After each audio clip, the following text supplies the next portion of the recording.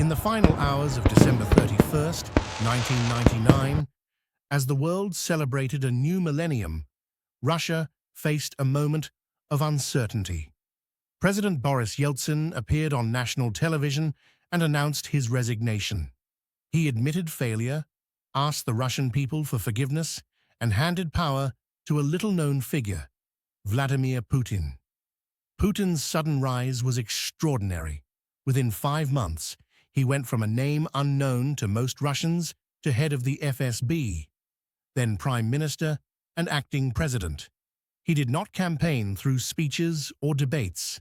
Instead, he built his image through constant television coverage, working, meeting officials, making decisions.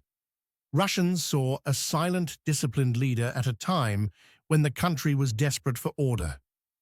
After the collapse of the Soviet Union in 1991, Yeltsin launched a rapid transition to capitalism, the shock therapy.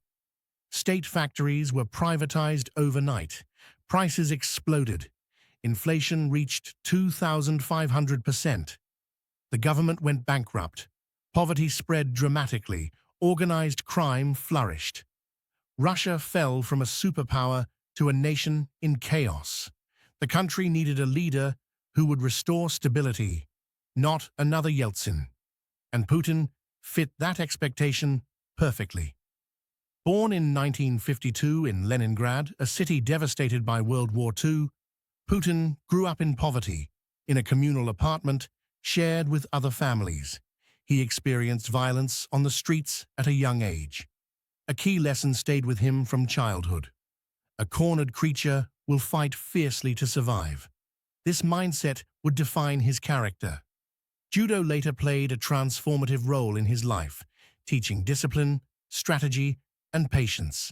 He became junior champion of Leningrad and admired his coach as a father figure, someone who gave him purpose and direction.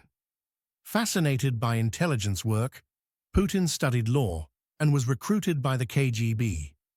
After years of routine counterintelligence work, he was assigned to Dresden, in East Germany.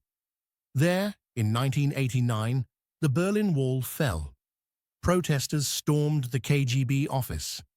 Putin tried to call Moscow for support, but the answer he received changed his worldview. We are waiting for orders that will never come. He realized that a great power can collapse in silence, not through war, but through weakness. This night would shape his future belief. Russia must never again be vulnerable. Returning to Russia, Putin worked in local government under Anatoly Sobchak, proving loyal and effective, even helping Sobchak escape the country when he faced charges. That loyalty caught the attention of Moscow. In 1996, Putin joined the presidential administration. Only 2 years later, he became director of the FSB. In 1999, a series of apartment bombings killed hundreds of civilians. The government blamed Chechen militants. Putin, newly appointed as prime minister, responded with overwhelming military force. He declared, "We will hunt them down. If we find them in the toilets, we will kill them." His popularity surged. Putin became the figure who would restore Russia's pride. Amid the fear and anger, he won the 2000 presidential election decisively. When Putin took power, a small elite of billionaires, the oligarchs, controlled the Russian economy and influenced politics. Putin moved against them one by one.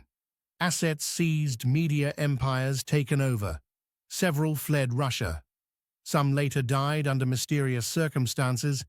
Putin sent a clear message. Greater than power does not belong to the wealthy. Power belongs to the state.